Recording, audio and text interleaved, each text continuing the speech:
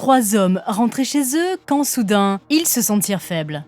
Ils éteignirent leur équipement et entendirent le son le plus terrifiant de leur vie, un léger sifflement d'air. La peur les envahit car chez eux signifiait la Terre, tandis qu'eux étaient des astronautes dans l'espace en orbite à 150 km au-dessus de la surface de la planète. De l'air s'échappait de leur capsule, ils avaient perdu tout contact avec le centre de contrôle et ils ne portaient même pas de combinaison spatiale. Le destin de ces 3 cosmonautes pouvait-il vraiment dépendre d'un minuscule trou ou y avait-il autre chose derrière cette histoire? Dans cette vidéo, je vais vous raconter l'une des tragédies les plus sombres de l'histoire des débuts de l'exploration spatiale, le crash de Soyouz 11. Âme sensible s'abstenir. Vous ne le savez peut-être pas, mais la phrase qui ouvre cette vidéo était utilisée au début de chaque épisode de la légendaire série spatiale Star Trek. Elle a été diffusée pour la première fois à la fin des années 60 au plus fort de la course à l'espace entre l'URSS et les États-Unis. Et pourtant, ce que vous voyez ici ne vient pas d'une série télé. C'est une démonstration réelle de la première station spatiale au monde, Salyut 1, lancée par l'Union soviétique en 1971. Cette manche de la course à l'espace avait été remportée par les soviétiques, mais il y avait un énorme mais. Lorsque la station atteignit l'orbite, la trappe du module scientifique refusa de s'ouvrir et 6 des 8 ventilateurs embarqués tombèrent en panne. Cela signifiait que les astronautes qui allaient arriver ne pourraient ni respirer correctement, ni effectuer les expériences scientifiques prévues. Du moins, pas tant que les ventilateurs ne seraient pas réparés, si tant est que ce soit possible. Malgré tout, les soviétiques décidèrent de prendre le risque et envoyèrent les premiers cosmonautes vers Salyut 1. Lorsque l'équipage monta à bord de la navette Soyouz 10, tout le monde leur souhaita un bon voyage. Mais le lancement fut soudainement annulé. La raison? Un mât de câble qui maintenait la fusée à la verticale avait dysfonctionné. Et à cause de la pluie, une tension électrique parasite s'était formée à la surface de la navette, ce qui pouvait entraîner des pannes d'équipement, voire provoquer un incendie. Le lendemain, Soyouz 10 décolla enfin avec succès. Elle atteignit la station spatiale Esiamara, mais il s'avéra qu'un espace de 9 cm séparait les sections, un trou de la taille de la paume d'un homme, pratiquement ouvert sur le vide spatial. Sans combinaison spatiale, cet écart pouvait signifier une mort instantanée par manque d'oxygène. Même à l'intérieur de la capsule scellée, il ne disposait que d'environ 40 heures d'air. Pourquoi? Parce que les soviétiques avaient une telle confiance dans l'étanchéité de leur vaisseau spatial qu'ils ne jugeaient pas nécessaire de prévoir des systèmes de secours. Le nombre impressionnant de dysfonctionnements souleva des soupçons. L'URSS était-elle prête à risquer la vie de ses astronautes juste pour gagner la course à l'espace? Cette fois, l'équipage de Soyouz 10 tenta de livrer des hommes à Salyut, mais la seule option disponible aurait endommagé le mécanisme d'amarrage de la station, la rendant inutilisable pour les futures missions. Le commandement n'eut pas d'autre choix que d'annuler la mission et ordonna à l'équipage de revenir sur Terre. Les préparatifs commencèrent alors pour une nouvelle mission, Soyouz 11, qui allait devenir le désastre le plus tristement célèbre de l'histoire de l'exploration spatiale soviétique. L'équipage principal choisi pour cette mission comprenait Kubazov, Leonov et Kolodin. Leonov était une véritable légende vivante, le premier être humain à être sorti dans l'espace. Lors de cette expédition historique, Leonov faillit perdre la vie parce que sa combinaison spatiale s'était dilatée et était devenue si rigide qu'il ne pouvait plus rentrer dans la navette. Dans l'espace, il n'y avait pas d'air, donc pas de pression. Les combinaisons sont gonflées pour reproduire la pression terrestre et permettre au corps humain de fonctionner. Leonov réussit à dégonfler sa combinaison juste assez pour survivre. Ce réflexe lui valut d'être considéré comme un candidat idéal pour la mission. Mais alors que tout était prêt pour le lancement de Soyouz 11, un événement inattendu bouleversa les plans. Lors d'un dernier examen médical, les médecins découvrirent une tache suspecte sur les poumons de Kubazov qui pouvait être un signe de tuberculose. S'il était contagieux, l'ensemble de l'équipage risquait d'être infecté. La décision fut prise de clouer toute l'équipe au sol. Ce fut un véritable scandale. Kubazov fut définitivement exclu de la mission, tandis que Kolodin avait encore une chance de faire partie de l'histoire et il n'était pas prêt d'abandonner. Leonov, capitaine de la mission, tenta de travailler avec un nouvel ingénieur, mais les 2 hommes se disputèrent sans cesse. Après des jours d'arguments, de plaintes et de tentatives pour influencer les décisions, le verdict final choqua tout le monde. C'est l'équipage de réserve qui allait partir. Georgi Dobrovolsky, Vladislav Volkov et Viktor Patsaïev. Il était sans précédent de remplacer toute une équipe à la dernière minute. La tension était telle que l'équipage principal ne serra même pas la main de ses remplaçants et ne les accompagna pas pour le départ. Pourtant, Leonov leur donna un conseil crucial. Fermer manuellement les vannes entre le module orbital et le module de descente. Il ne faisait pas confiance au système automatique. Mais les problèmes de Soyouz 11 commencèrent avant même que ce conseil ne prenne tout son sens. Lorsque les astronautes s'amarrèrent à la station orbitale, ils la trouvèrent remplie d'une épaisse fumée qui rendait la respiration impossible. Personne ne savait s'il était sûr de rentrer. Pourtant, s'il ne le faisait pas, l'équipe devait rentrer à la maison une fois de plus, les mains vides. L'équipage de Soyouz 11 prit le risque. Ils remplacèrent les filtres de la station et passèrent 24 heures dans leur capsule, espérant que l'air s'éclaircirait. Heureusement, ce fut le cas. La mission devient un triomphe. Chaque geste des cosmonautes faisait l'objet de reportages dans le monde entier et leur transmission en direct depuis la station fascinait le public. Ils étaient les premiers humains à vivre dans l'espace. Mais en coulisses, tout n'était pas aussi radieux. D'abord, les cosmonautes étaient épuisés physiquement. La vie en apesanteur n'est pas aussi facile qu'elle en a l'air. Ensuite, la pression psychologique était immense. La responsabilité, l'attention constante des médias, tout cela les accablait. Ils se disputaient souvent, sans toutefois en venir aux mains. Ils faisaient cependant face à un défi commun, les vibrations de Soyouz 11. Pour éviter l'atrophie musculaire en apesanteur, ils devaient faire de l'exercice quotidiennement et leur tapis de course faisait trembler toute la station. Dehors, il y avait le vide mortel de l'espace. La véritable catastrophe survint le 11e jour. Un incendie se déclara à bord de la station. Le moindre dommage à un système vital pouvait signifier la mort pour tout l'équipage. Le centre de contrôle recommanda un retour d'urgence sur Terre, mais l'équipage parvint à maîtriser la situation, prolongeant ainsi la mission de 11 jours supplémentaires. Ce fut un succès sans précédent. Les soviétiques avaient réalisé le plus long séjour humain dans l'espace à ce jour et collecté des données inestimables. Mais alors que les cosmonautes se préparaient à rentrer sur Terre, un voyant d'alerte sur le tableau de bord de Soyouz 11 s'alluma. La trappe n'était pas étanche. Ils ne pouvaient pas se détacher de la station. Avec leurs réserves d'air limitées, la moindre fuite pouvait être fatale.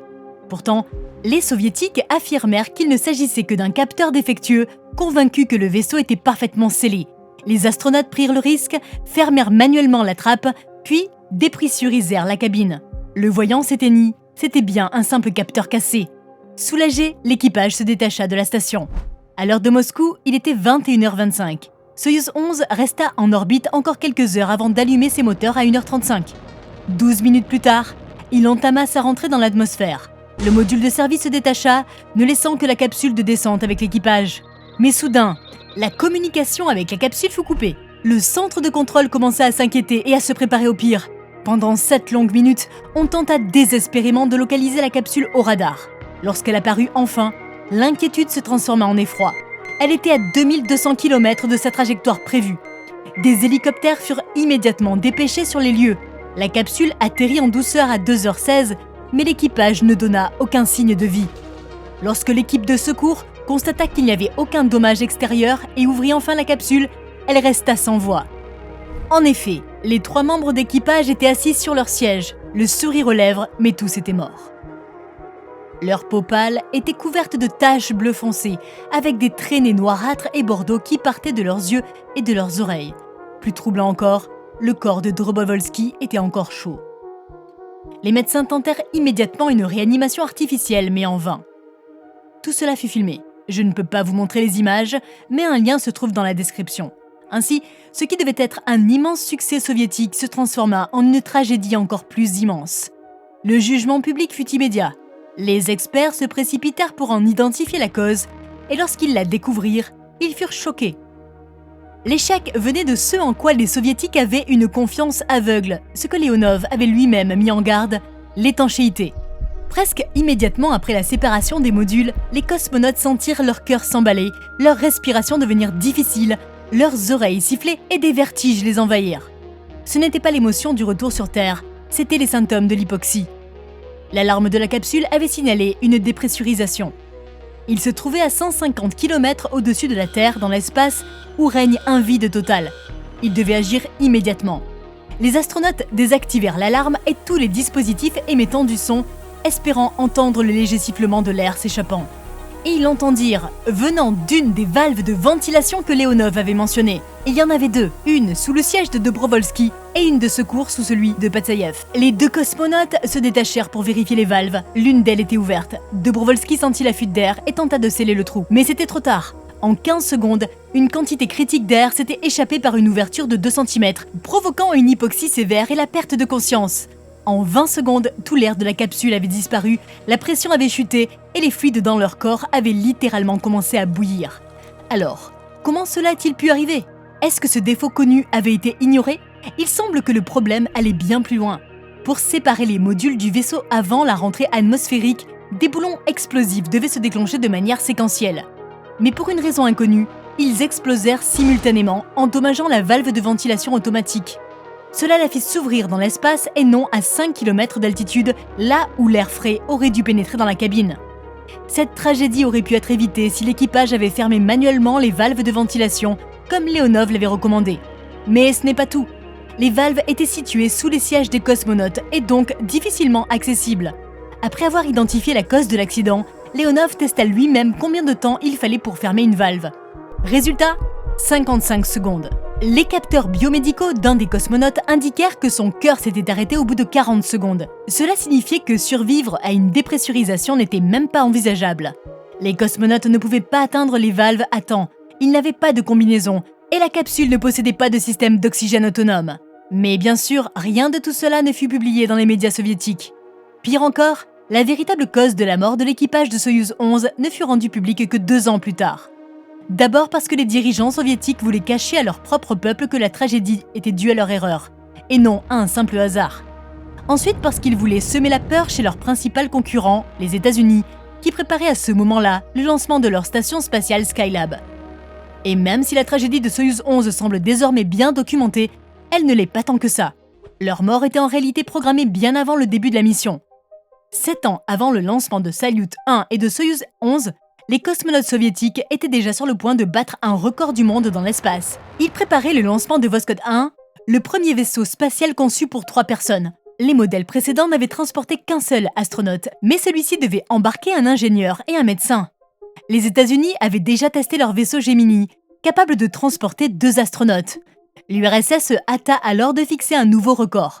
N'ayant pas les moyens de concevoir un nouveau vaisseau, ils modifièrent celui existant, le Vostok Monoplace. 3 choses furent changées. Une fusée de secours fut ajoutée au module de descente, un siège fut remplacé par 3 et ils supprimèrent les combinaisons spatiales. Les combinaisons étaient encombrantes et pesaient plus de 20 kg, sans compter les équipements supplémentaires qui ajoutaient autant de poids. Mais après l'ajout de sièges supplémentaires, il restait si peu de place que les cosmonautes ne rentraient même pas dans leur capsule avec leurs combinaisons. L'équipage dut suivre un régime strict rien que pour pouvoir s'installer à l'intérieur. Tout cela, juste pour battre les Américains. C'est ainsi que l'équipage futur de Soyouz 11 s'est retrouvé sans combinaison spatiale. L'URSS n'avait jamais eu l'intention de développer une nouvelle capsule plus spacieuse. Cependant, le problème était encore plus profond. L'équipage de Soyouz 11 aurait aussi pu mourir à bord de Salyut, compte tenu de son héritage technique hérité de Voskhod et Vostok. Le 23 avril 1967, l'URSS lança le vaisseau Soyouz 1 dans l'espace. Il était piloté par Vladimir Komarov, un pilote militaire chevronné et ancien membre de l'équipage de Voskhod. La mission était ambitieuse. Une seconde capsule devait être lancée depuis la Terre et rejoindre Soyouz en orbite terrestre basse, puis Komarov devait effectuer une sortie extravéhiculaire entre les 2 engins. C'était le plan. La réalité fut tout autre. La fusée envoya bien Komarov en orbite. Il fit 16 fois le tour de la Terre en 24 heures et se prépara à la tâche principale de la mission. Mais lorsqu'il tenta une manœuvre, l'un des 2 panneaux solaires alimentant le vaisseau ne se déploya pas. Komarov était impuissant. Le second module ne fut jamais lancé et il reçut l'ordre de rentrer sur Terre. Pour une raison inconnue, Komarov ne parvint pas à activer les freins de la capsule qui descendit trop rapidement. À 7000 mètres, le parachute principal devait s'ouvrir, mais il ne le fit pas. Les cordes s'en mêlèrent à l'entrée dans l'atmosphère. La capsule chuta à une vitesse insensée et s'écrasa au sol dans une explosion dévastatrice. Lorsque l'équipe de récupération arriva sur les lieux, elle fut confrontée à une scène d'horreur. De la ferraille tordue entourée de terre brûlée. Le vaisseau était méconnaissable. Quant à Komarov, voici une reconstitution 3D détaillée de ce qu'il en restait. Komarov devint le premier être humain à mourir dans l'espace. Des rumeurs ont circulé selon lesquelles le Soyouz présentait plus de 200 défauts structurels au moment du lancement et que les responsables le savaient. Des ingénieurs et même le pilote de réserve auraient supplié de reporter la mission, mais ils furent ignorés dans la course effrénée contre les États-Unis. Et pensez-vous que l'Union soviétique ait tiré une leçon d'une telle tragédie? Bien sûr que non. Ils continuèrent à utiliser ce vaisseau spatial dangereux, celui-là même qui avait déjà coûté la vie à un astronaute, comme base pour la station orbitale Salyut 1, celle avec les ventilateurs défectueux, la fumée, les incendies dont 2 équipages ne sortirent vivants que par miracle. Pire encore, ils continuèrent à construire d'autres modules Soyouz jusqu'à ce que la 11e mission se termine, elle aussi, dans un désastre mortel. Et pourquoi? Pour pouvoir affirmer qu'ils avaient été les premiers encore une fois. La Russie soviétique a bel et bien atteint son objectif, devenir le premier pays à tuer 1 puis 3 hommes dans l'espace. Et il semble que rien n'ait vraiment changé depuis, surtout lorsqu'il s'agit de la valeur accordée à la vie humaine.